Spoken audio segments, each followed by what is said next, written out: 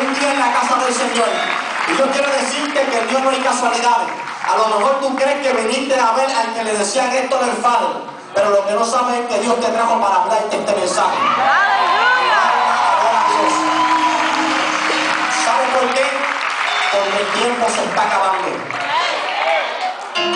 Yo no sé qué cuento de nada te han vendido, pero la Biblia, que es la profecía perfecta, yo me puedo parar aquí y decir muchas cosas, pero la Biblia es la profecía perfecta. Los hombres pueden equivocarse, pero Dios nunca se ha equivocado. Y dice la palabra que todo hombre es mentiroso y solamente Dios es veraz. La Biblia me dice que estamos en el último tiempo.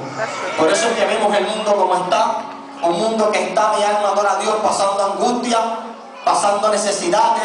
Mi alma adora a Dios, que está pasando tristeza, que está pasando desesperación. ¿Y sabes qué? Que eso a mí no me sorprende. ¿Sabes por qué? Porque la Biblia detalla que en el último tiempo iban a ser principios de dolores, tiempos de angustia, tiempos peligrosos. Mi alma adora a Dios. Y dice la Biblia en el libro de Daniel,